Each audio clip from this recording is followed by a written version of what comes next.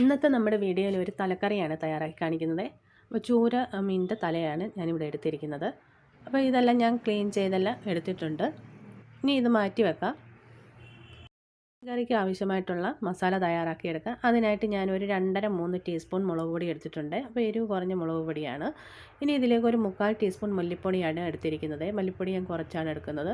ഒരു 1/4 ടീസ്പൂൺ മഞ്ഞൾപ്പൊടിയും കൂടെ ചേർത്ത് ഇതൊരല്പം വെള്ളം ഒഴിച്ചൊന്ന് കുതിർക്കാൻ വെച്ചിട്ടുണ്ട്. എന്നിട്ട് ഇത് മിക്സിയുടെ ജാറിലിട്ടൊന്ന് അരച്ചെടുക്കണം.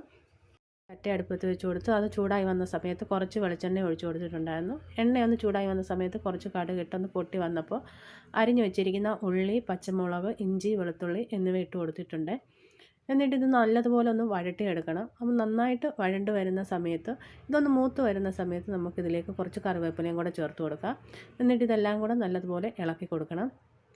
ഒന്ന് ഇളക്കി ഒന്ന് മൂത്ത് വരുന്ന സമയത്ത് നമുക്കിതിലേക്ക് അരച്ച് വെച്ചിരിക്കുന്ന മല്ലിയും മുളകും എല്ലാം കൂടെ ചേർത്ത് കൊടുക്കാം. എന്നിട്ട് ഇത് നല്ലതുപോലെ വഴട്ടിയെടുക്കണം.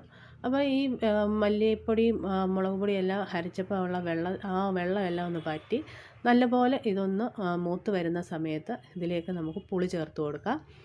പുളി ചേർത്ത് അല്പം വെള്ളവും കൂടി ഒഴിച്ച് ഇത് നല്ലതുപോലെ ഒന്ന് ഇളക്കി കൊടുക്കണം. പുളിയും മസാലയും എല്ലാം കൂടെ നല്ലതുപോലെ ഒന്ന് ഇളക്കിയതിന് ശേഷം ഇനി ഇതിലേക്ക് ആവശ്യത്തിനുള്ള ഉപ്പ് ചേർത്ത് കൊടുക്കണം. ഉപ്പും കൂടെ ചേർത്ത് നല്ലതുപോലെ ഇളക്കിയതിന് ശേഷം ഇതിലേക്ക് ആവശ്യത്തിനുള്ള വെള്ളവും കൂടെ ഒഴിച്ച് കൊടുക്കുക. വെള്ളം ഒന്ന് ഒഴിച്ച് നല്ലതുപോലെ ഇളക്കി കൊടുക്കണം.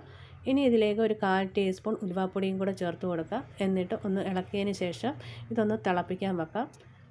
മസാലയെല്ലാം തിളച്ച് വരുന്ന സമയത്ത് ഇനി ഇതിലേക്ക് കഷ്ണങ്ങൾ ചേർത്ത് കൊടുക്കാം. കഷ്ണങ്ങൾ ചേർത്ത് നല്ലതുപോലെ ഇളക്കി കുറച്ച് കറിവേപ്പിലയും കൂടി ഇട്ട് ഇതൊന്ന് അടച്ച് വെച്ച് 5-10 മിനിറ്റ് വേവിക്കാൻ വെക്കാം.